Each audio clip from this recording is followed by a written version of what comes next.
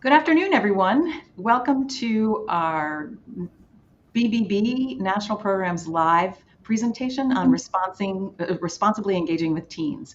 I'm very excited to be here today with three women who know a lot about responsibly engaging with teens. Jennifer Santos is an attorney at the National Advertising Division. She's only been with us a couple years, but she brought with her many years leading advertising at NBC Universal. I'm happy to introduce Claire Bing, CEO and founder of Confiance Cosmetic Group.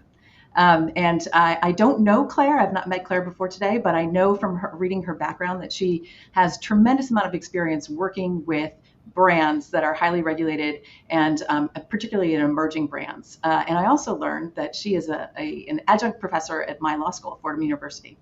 I'm also very happy to introduce Rachel Gartner, who's counsel at McDermott, Will, and Emery.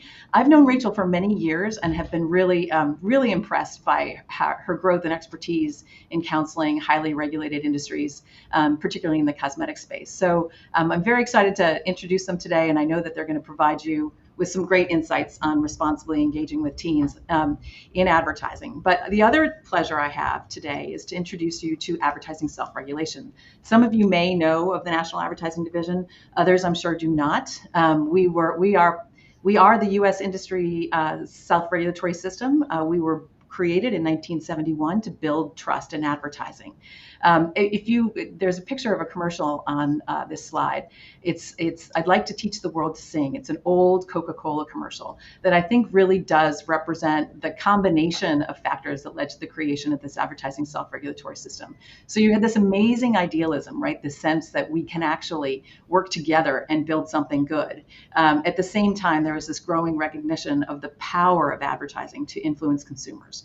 And that rose to this real concern that advertising might have too much of an impact on consumers, particularly when it was not truthful. So there was this growing concern around advertising, this consumerism effort trying to get more regulation of advertising. And the advertising industry decided it was time to self-regulate and create this system to build trust. The system to build trust was started by three advertising industry associations, the Association of National Advertisers, the 4As, and the American Advertising Federation. And the way it works is really pretty straightforward. It's almost like litigation light. Companies primarily will challenge competitors' ads. They're very good at knowing when a competitor's advertising is not truthful or supported. And we at NAD sit in a position to decide whether or not the advertising claims are truthful or supported, and we'll be talking about a lot more of this later, or whether or not it's transparent, that consumers understand when they're being advertised to, because that's important. We essentially uphold advertising to standards that are set by the FTC. And we provide a meaningful way for competitors, industries, consumer groups to raise the bar for the truth in advertising and hold advertising to consistent standards for truthfulness and transparency. So I am going to turn it over to Jennifer, Claire, and Rachel now, and they'll dive into all of the ways in which you can responsibly engage with teens. Thank you. Awesome. Thank you, Laura, so much for the introduction. So to kick it off, we're going to share with you our webinar agenda for today. And also, I just want to say thank you, everybody, for tuning in. We're going to talk about some really, I think, fun and important topics today. So first, we're going to talk about the marketplace and how it engages teens, protecting teens as consumers and as influencers. Give you somewhat of a starter pack to engaging influencers for endorsements. This is important to the extent you're already doing it or it's something that you're thinking about doing. Your marketing teams will certainly be coming to you to ask questions about this, so pay attention. We'll talk about some consumer reviews, and then we'll close with some big takeaways from today. So just to share some, important perspective here, a 2021 survey by Common Sense Media found that 88% of teens between 13 and 18 have their own smartphone, and 57% of children between 8 and 12 have their own tablet.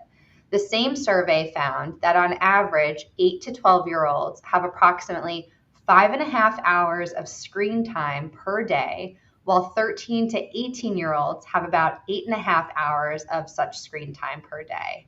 I don't know about you guys, but when I saw these stats, I was shocked and also slightly concerned, but I think mostly shocked. This is significant. Claire, I know that you bring a ton of valuable industry perspective on this topic. So I wanted to just kind of shift it over to you really quick. Tell us a little bit about, what are your thoughts on this and how are you seeing this play into your business? Yeah, absolutely. So I think one of the things that's most interesting is the amount of screen time that young people are spending online. It's so much greater than, when I was young and I would come home after school and watch TV, but then I would have to turn it off. Or I'd have print media given to me, I'd have magazines to look through. It was a very controlled environment in which the content that I was receiving was coming in and how that content was being regulated by multiple processes. But now there's an immediacy and urgency related to the content that's being brought in, and the volume being brought in is so exponentially greater. And you end up seeing that the line between brand engagement and social media use of just watching a video is very blurred because you don't know that you may be marketed to. I mean, we gave tons of examples when we were preparing for this about different ways different generations are being marketed to. But in terms of teens, you are starting to see that from big brands. So one of those that I talked about was the Alabama Rush Talk. I don't know. I've had to explain this to many people, but I organically got Rush Talk, but Rush Talk is the phenomenon of potential new recruits who are coming to uh, their university, rushing a sorority, and they are broadcasting it on social media. So it's the micro of micro influencers. It is very niche, but it's going to be about the different stages of recruitment, but they're doing, getting readies with me, talking about the products they're using. They're doing fit checks, talking about the clothes that they're wearing. And because people are so invested in this hyper reality show, that they are invested as well. So Rush Talk is actually now having a lot of young women who are getting products sent to them for free by brands so that when they're rushing, they hope that they're going to be on their getting ready with me videos or their fit check videos. So it's a very big world that we're talking about of how teens are being marketed to, because it's almost confusing on who is the marketer now. Is it my friend down the hall, or is it Kim Kardashian? It's easy for us to say it's Kim Kardashian, but it's a little bit blurry when your friend down the hall is getting products. So we're going to talk about the different ways in which you can create a culture of social media marketing and regulatory oversight within your own company so it remains authentic, but it is controlled to not to get you in trouble as a brand. Yeah, and thanks, Claire. I love that rush talk concept. So just a quick, why is marketing to teens even different? Why is it something that we're talking about today? Teens are considered a vulnerable population, right? They're unable to decipher necessarily between an advertisement and editorial or entertainment. And Claire, you kind of touched on that as you were just talking about it. Some of us on the call may be familiar with disclosure requirements set forth by the FTC, but are those disclosure requirements going to be effective to these teens to get the message across about who is promoting the product and who's behind the scenes here, right, of this arrangement? So some things that the FTC suggests is do not blur the advertising, right? Provide prominent just-in-time disclosures, create icons to flag advertising, educate kids, parents, and teachers, and platforms themselves should consider policies and tools to implement controls, right? Claire, you mentioned how uncontrolled this environment is, right? And I love the reference to print media. When I think about the exposure that you get when you're reading a magazine. I don't remember the last time. I'm sure the magazines are still in print, but to think about the volume of content that teens have access to now as compared to the volume of content exposure in a magazine. It's really so different. So I think one other thing to mention too here is that recent lawsuit against Meta. So a bipartisan group of 42 attorneys general is suing Meta, alleging features on Facebook and Instagram are addictive and aimed at kids and teens. So I think the time is ripe, right, to make sure that your influencer marketing to teens is buttoned up, and I think it's just showing that people are concerned. People are concerned about, like you said, the volume and these tactics that are being used in order to engage with teens. So I feel like that's what we're going to address: how to do that right. Yeah, absolutely. So also just want to throw out, we always want to be mindful about what our European counterparts are doing, right? As it relates to law, legislation. So in 2020, there was a law passed in France that helps kid influencers under 16. It sets some restrictions. So we've outlined some of those in the bullet points here. Earnings are placed in a bank account until they turn 16. Companies must receive permission from local authorities. It prohibits the promotion of certain practices like cosmetic surgery, medical devices, nicotine. Promotional images of cosmetics must disclose if it's been retouched or a filter has been used for attractiveness. We're going to share some examples with you later on about do's and don'ts. We can talk about that a little bit. Some of the penalties include up to 2 years in prison and 300,000 euro. So pretty significant.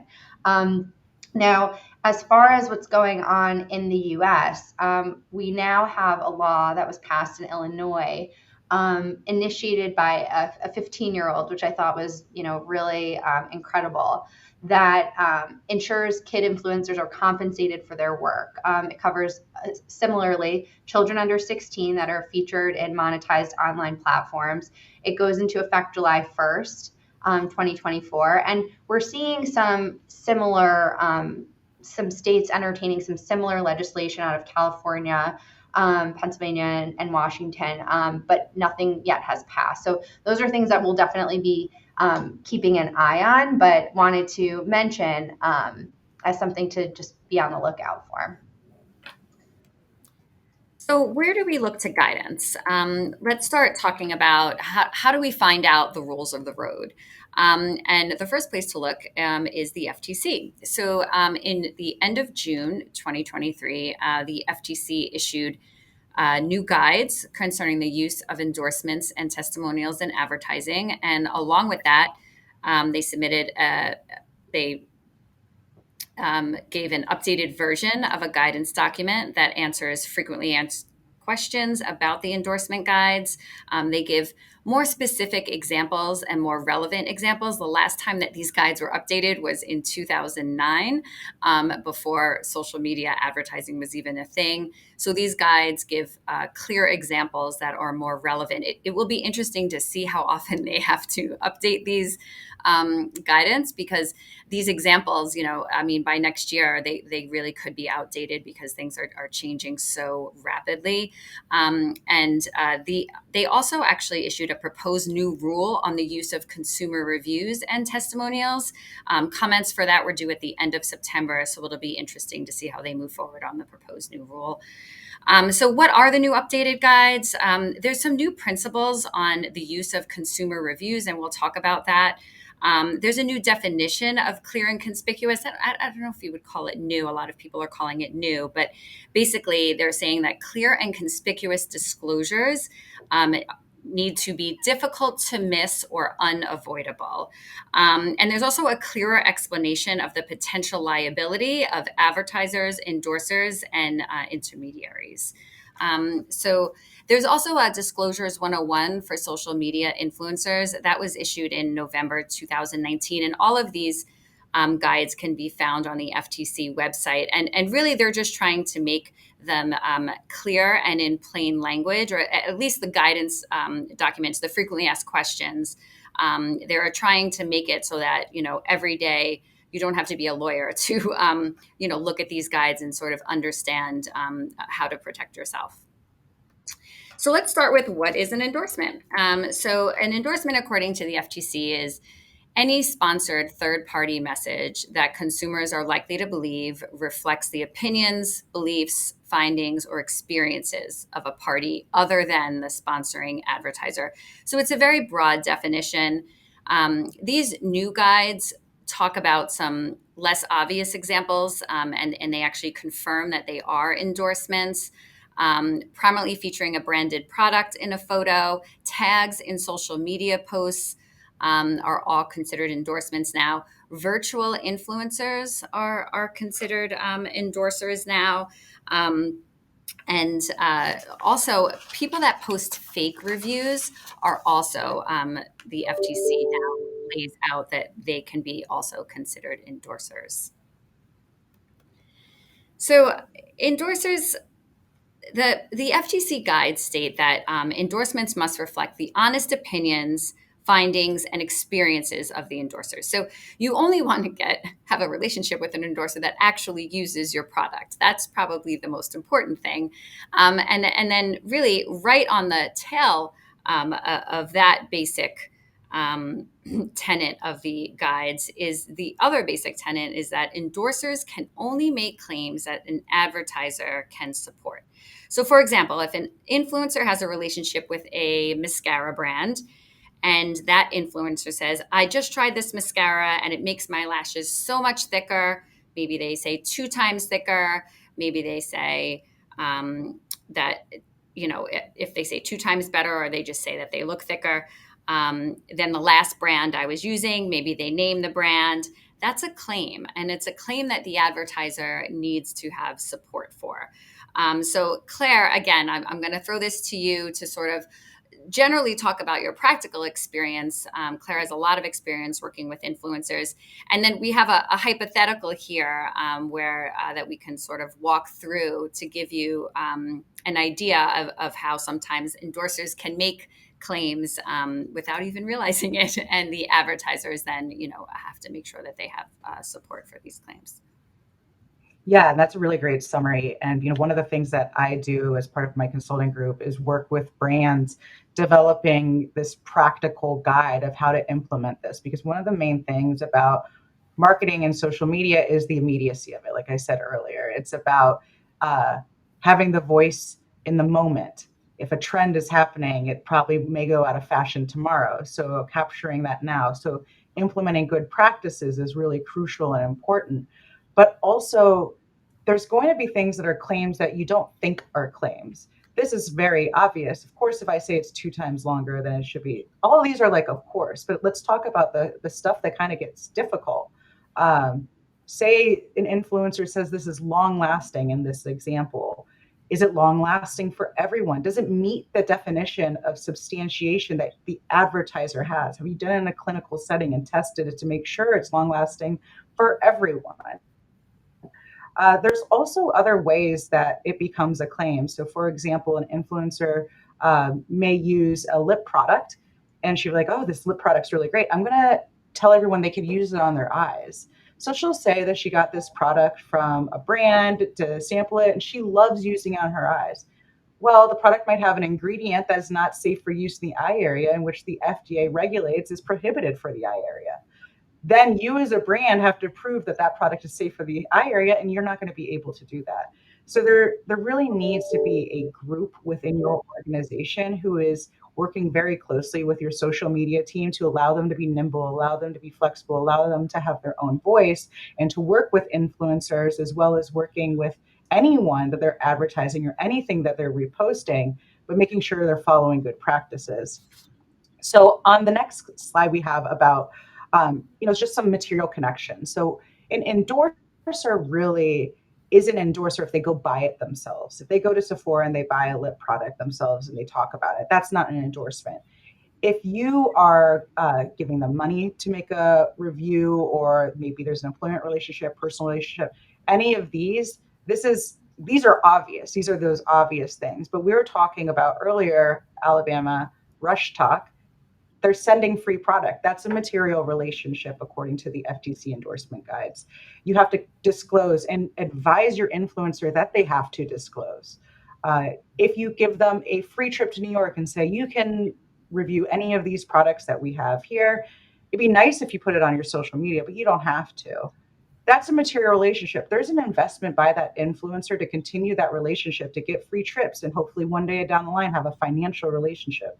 That material connection needs to be disclosed to the user.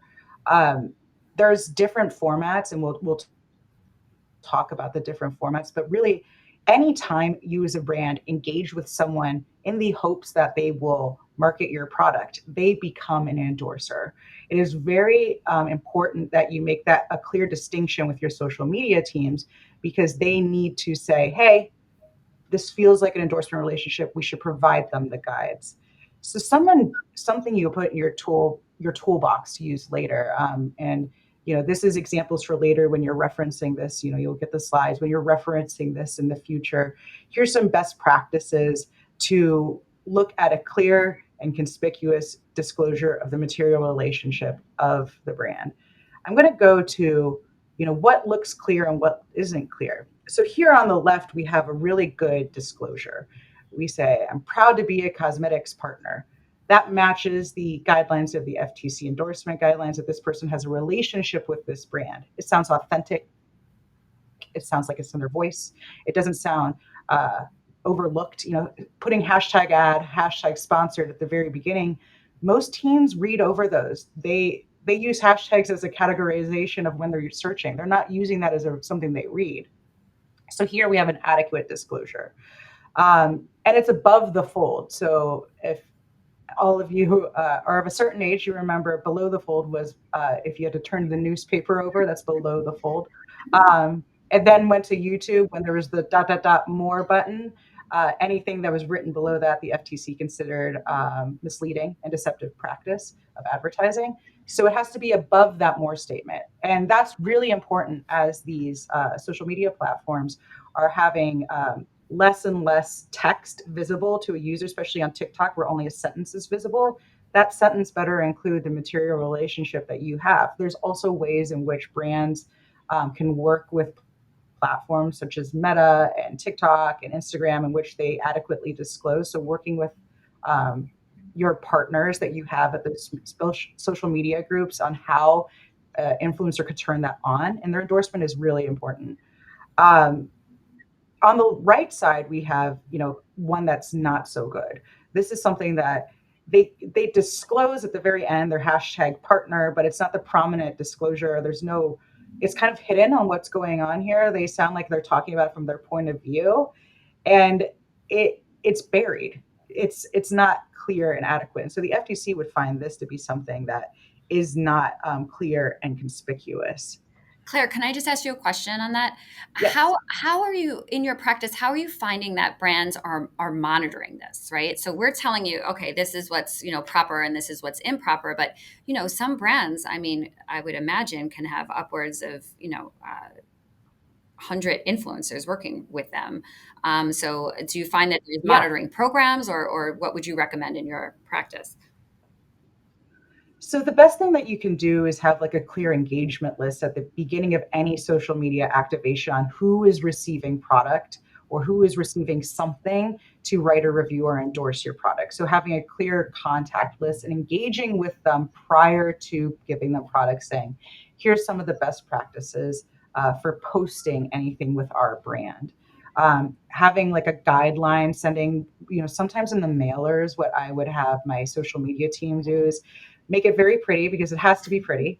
I work in the beauty industry, so it has to be pretty, but readable, and something that the influencer is going to read. And they're going to see a positive list and a negative list of words they can use and words they can't use, and some recommendations on how they could post.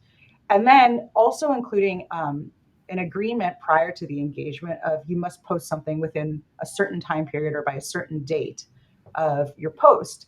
You can have anything else contractually with the person that you're engaging. You could have a contract saying you're going to post this many posts on this day and we have to review them in advance. That's not really organic. That's in the very old way of like Instagram marketing in like the 2010s. What you want to do is have a relationship in which you say, here are the do's, here are the don'ts. When we mail you something, here's what you do and here's what you do not do. And then have it monitored by your social media team. It sounds harder than it is incredibly simple. I monitor a lot of social media. I have like a burner TikTok account. I have a burner Instagram account. I go on all of these things to monitor how they're being posted because it only takes a second or two, but making sure that they're doing it adequately. And if they are not, contacting the influencer saying, hey, we need you to amend this. This does not match the FTC endorsement guides or the guidelines we provided. Usually sending that email is enough, or calling them that is enough. But if they choose not to, then you can contractually ask them to take it down. And that could be in one of your contracts before the engagement. So there's many different avenues you can pursue to allow it to be authentic, but to put some guardrails in that authenticity. And just I want to touch on that really quickly. You know, I think my understanding is that FTC doesn't necessarily expect every brand to be able to monitor every single post that goes out by every single influencer they engage. Right? I have clients who are working with 500 influencers at any given time, but what the FTC does expect is that you have certain programs in place, like the ones that Claire's describing, where you're doing some level of diligence before you engage with an influencer. You're educating them on the things that you as a company can substantiate about your product. And you're giving them the tools to go out and market your product in a way that is as compliant as possible, right? So I think it's not an entirely safe proof concept, right? But there are definitely measures that you can take before engaging with an endorser and an influencer to put yourself in a better position if you ever were to be questioned by the FTC or anyone else about the claims that your influencers are making.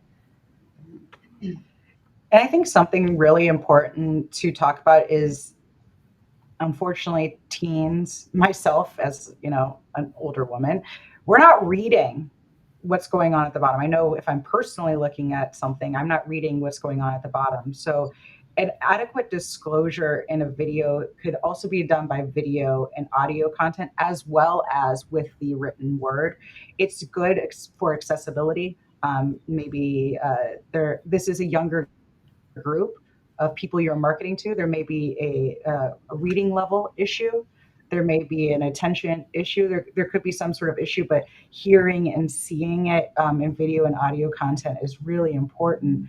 One example I can give just for my own life is when I'm watching a Getting Ready With Me video, I'm typically listening to it rather than watching it. So I'm not reading it. I'm not looking at the person. I'm just hearing about what their experiences were with the product, but they're also talking about their day to day.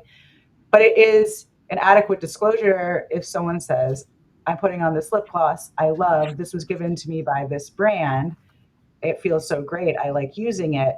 That's an adequate disclosure as well, because they're adequately disclosing the relationship that they have with the brand. And it is part of something the FTC would say this is a good practice to have. So understanding, also that you have to read it. If you're reading it out loud, say you're reading a relationship out loud, you shouldn't rush read it really fast. You should have a good cadence, something that is you can hear it, you can absorb it. All of these seem obvious, but in the moment, you're going to have many people in your social media team saying, can we make it shorter? Can we make it less? Can we put it at the end? Can we go to black screen and then 5 seconds later we say it? There's going to be a lot of questions. So in the moment, you're going to need to understand, is this adequate? And so understanding, putting it at the front of a video is always preferred, not at the end of a video if you're having video and audio content. I know, Jennifer, you had some things you wanted to talk about here as well. I mean, I think sometimes too, you just said putting it at the front of the video content, but sometimes if the video content is long, which in marketing to teens, that isn't always the case because I think the attention span is short, but repeating the disclosure, right? Repeating that, you have this relationship with the brand, or whatever the necessary disclosure may be. But I think it's also important to mention that NAD has a new track. It's not, I guess it was introduced about 2 years ago, and it's the NAD Swift disclosure track for cases. So it's a new streamlined lane that was designed specifically to address the prominence and sufficiency of disclosures in national advertising. And really, it was intended to make the challenge of misleading advertising disclosures more efficient, with the hopes of encouraging use of the process for influencer marketing, like we're talking about, consumer reviews, digital dark pattern issues.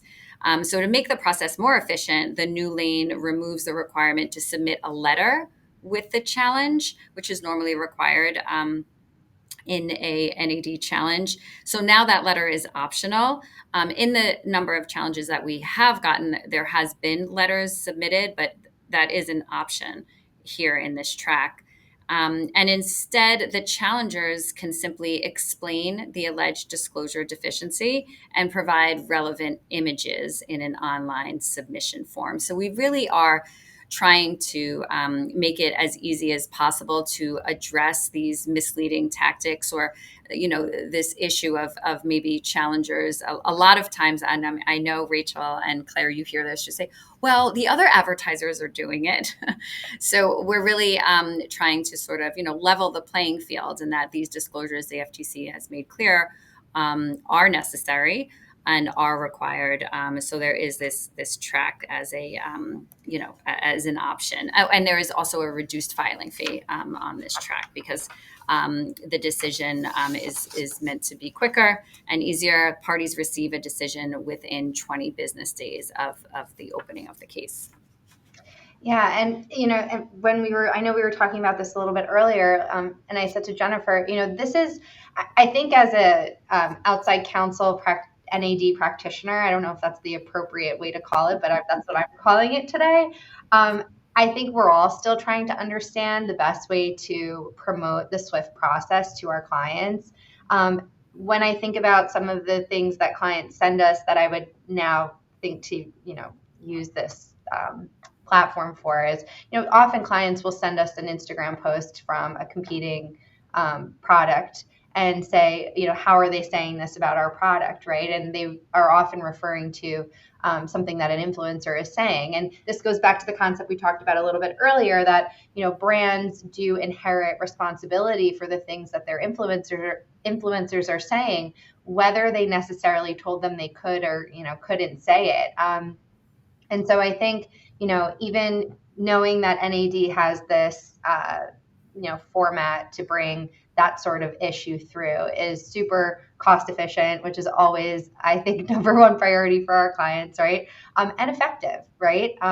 So definitely, as we're all learning more about how we can use the SWIFT process to our clients' advantage, I think everybody on the call should be thinking about this for them. So now we're going to switch gears a little bit and talk about some cases. I think as we were discussing how to present this information about marketing to teams, I think, these practical day-to-day issues that come up in our practice is very helpful, but it's also helpful to look at cases, right? And see exactly what the FTC has maybe sued companies for, or where there's been settlements. And then the NAD, we also have cases that deal with these issues. So we'll just go through a few cases here. This is the Teamy case. And FTC sued Teamy and its owners that make teas and skincare products. And this occurred in March of 2020. And they charged the company of making misleading health claims that they couldn't support, and the claims were made in endorsements.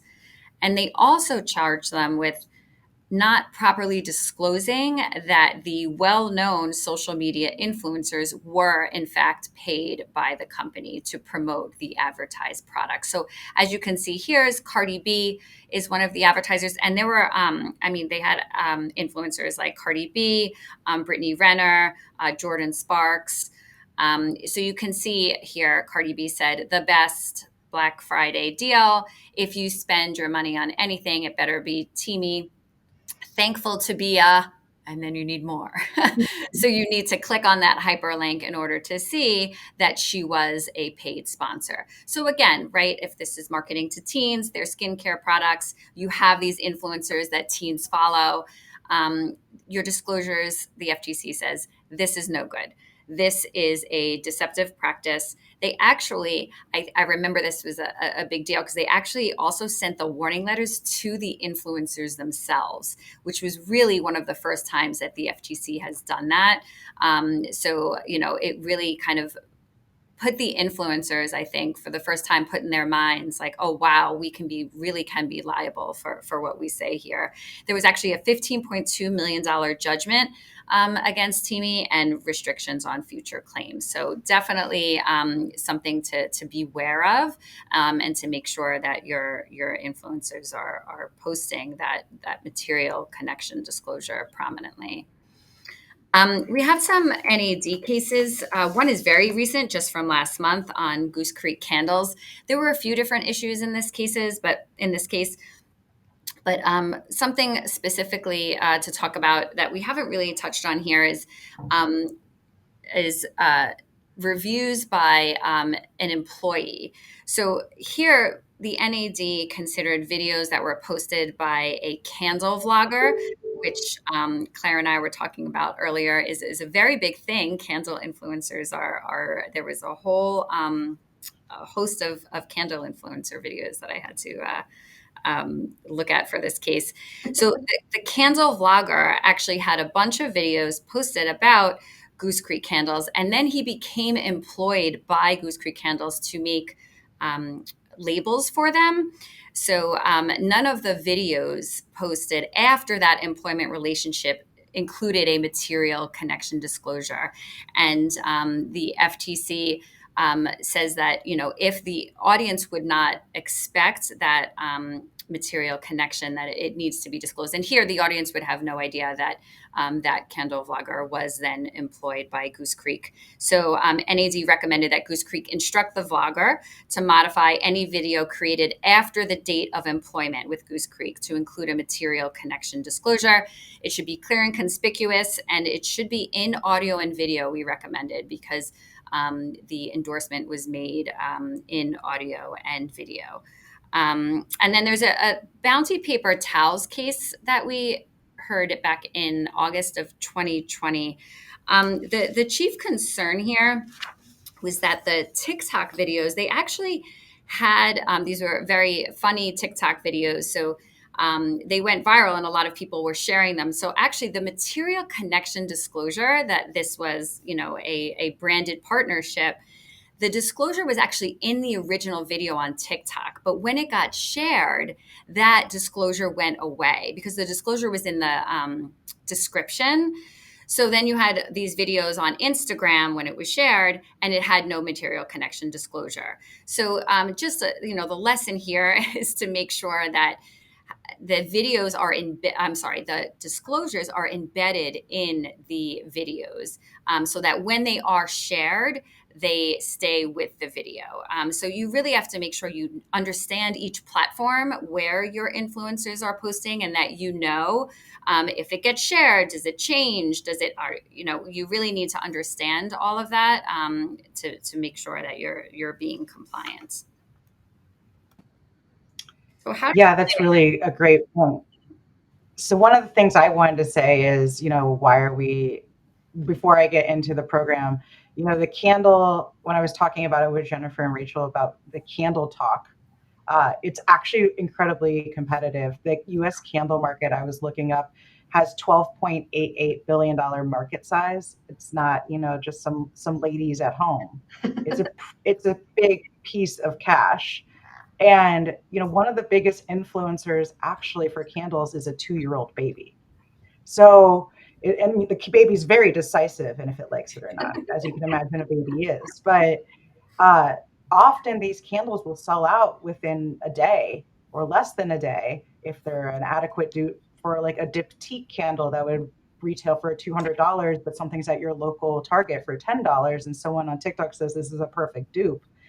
It gets sold out. So we're talking big money here, and a huge amount of potential deceptive trade practices that the FTC is paying attention to.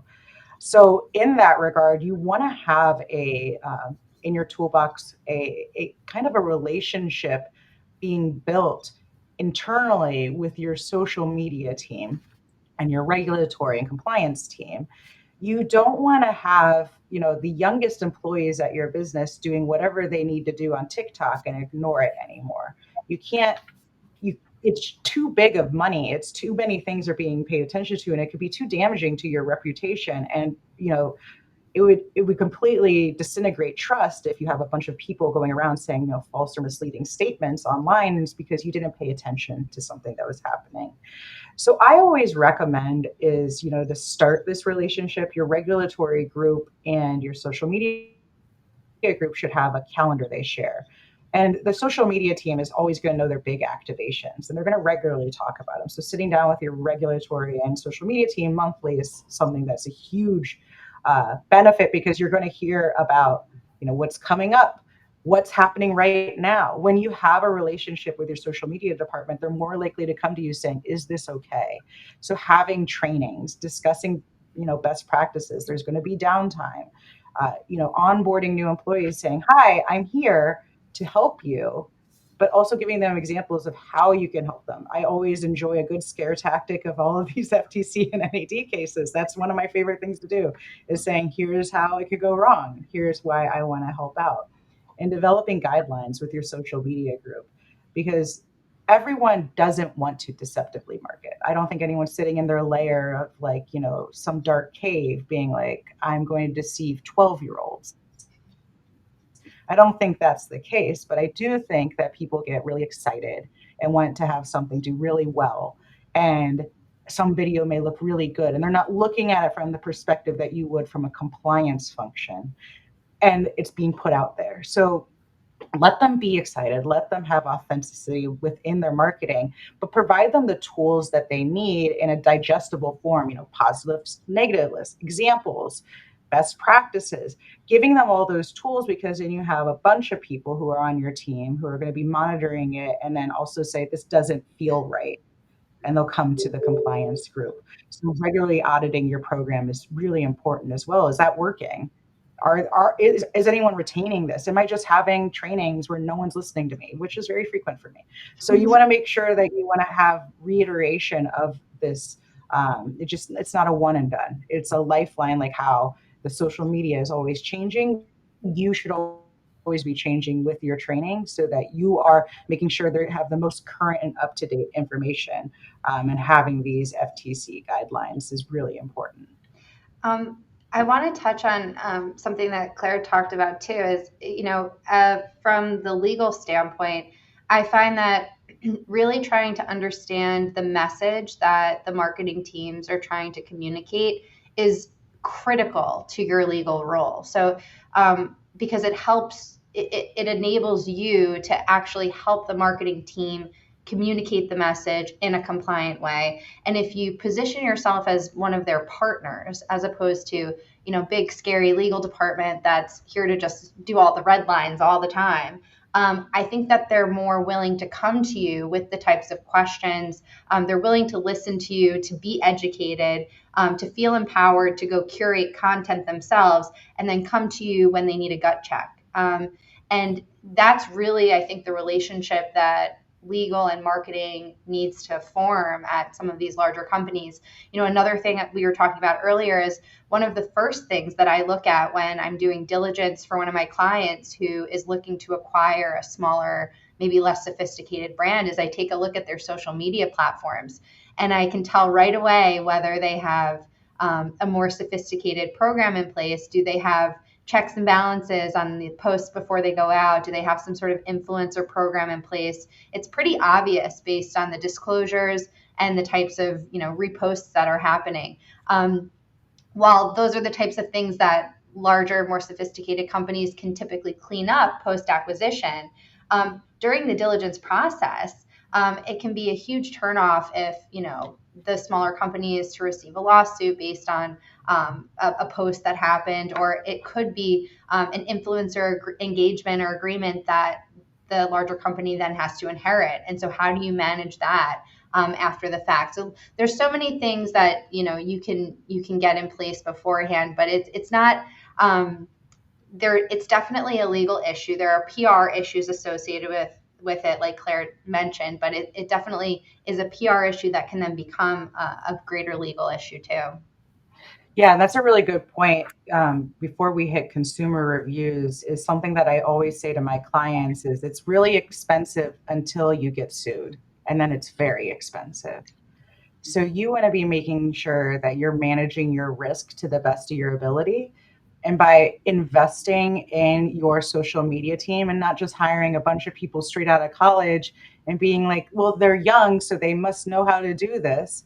You should have an investment from your organization of a clear perspective on how you post, how your voice is being heard, and how you utilize endorsers to give your voice and their voice to all of these people who are purchasing your product. So understanding how you work as an organization, the vision of your organization, this should be part of your marketing team's overall story of marketing. It shouldn't just be there's marketing on product and then there's social media.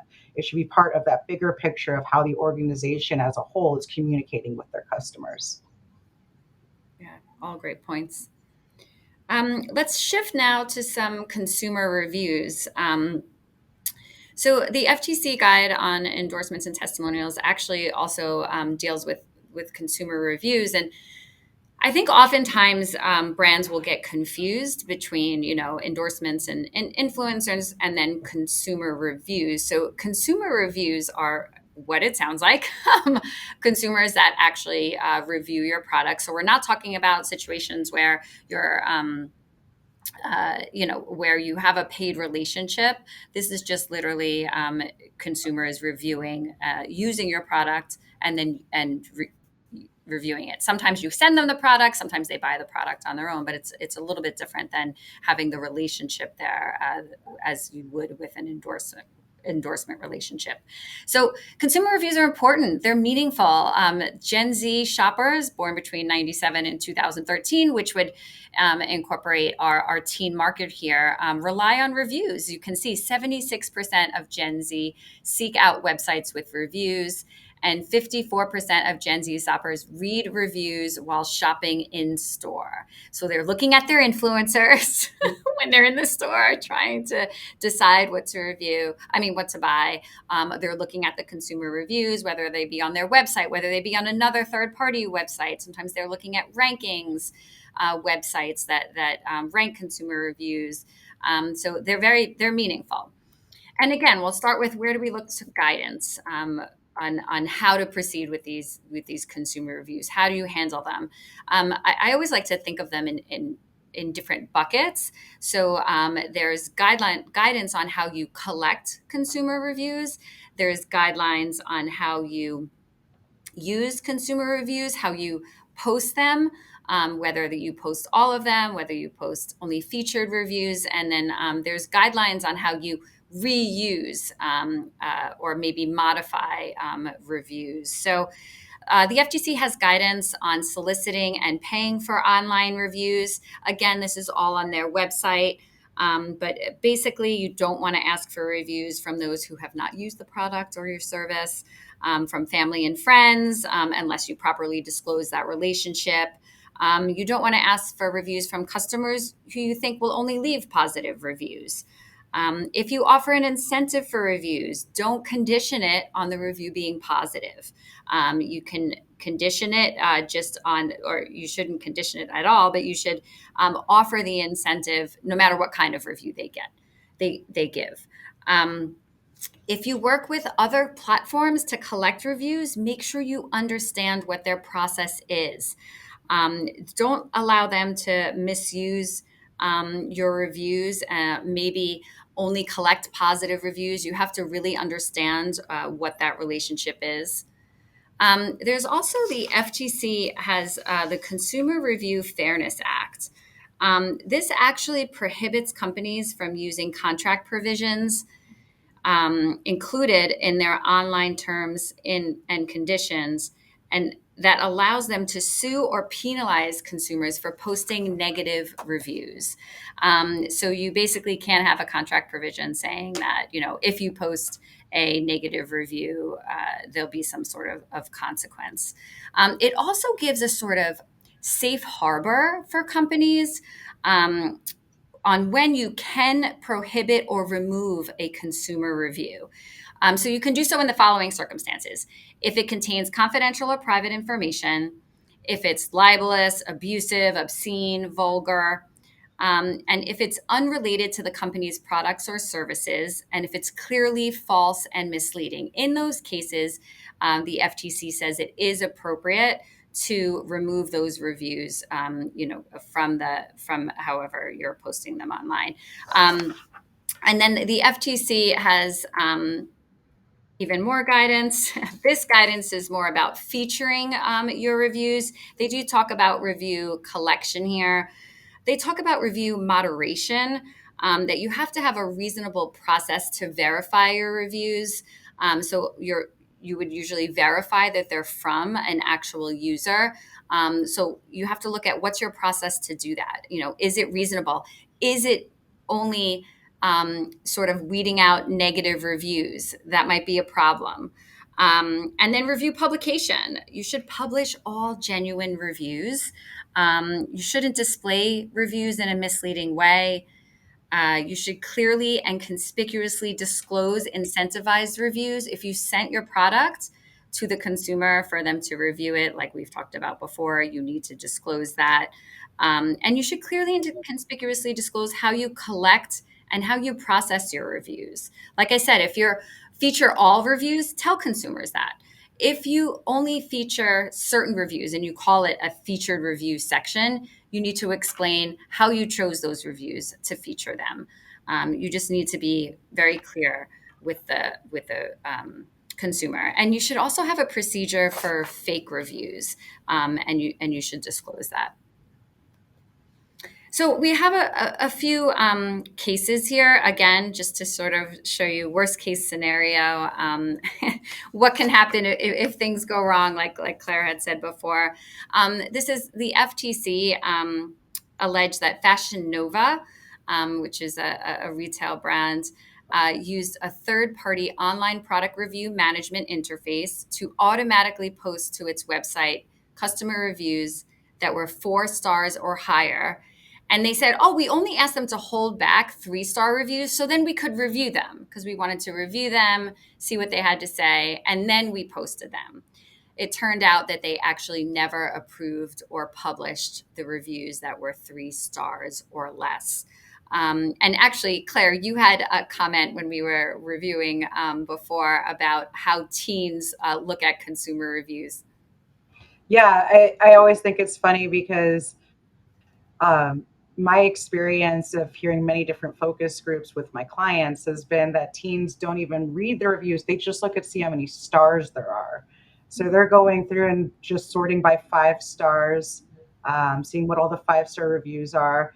And maybe they'll read like some of the 1-star reviews, but they see the overall aggregate of how many stars they get. And that's how they're making a purchasing decision. Yeah, so it just goes to show you it's very important that those stars are, that you're counting them correctly, that you aren't double counting. There's been cases about double counting, numbers of reviews, or and that you're very transparent about how you're posting those reviews and soliciting those reviews. There's another case here that we talk about. The FTC talks about review hijacking. So this is the first case where they're actually challenging review hijacking. And in March 2020, the company here, Bountiful, who was the defendant in the case, they began selling 2 new products. They're makers of dietary supplements, and they began selling Nature's Bounty Stress Comfort Mood Booster and Nature's Bounty Stress Comfort Peace of Mind Stress Relief Gummies. So these were brand new products, and they requested that Amazon put these 2 products in a variation relationship with 3 of its established products. So basically, when that happened, they got all of the reviews and stars of the established products. And the FTC found internal emails saying that they, in fact, made this variation relationship with the established products in order to boost ratings and reviews. So then when consumers were looking at the ratings for these new products, they were seeing the ratings for the established products that had very high ratings and very good reviews.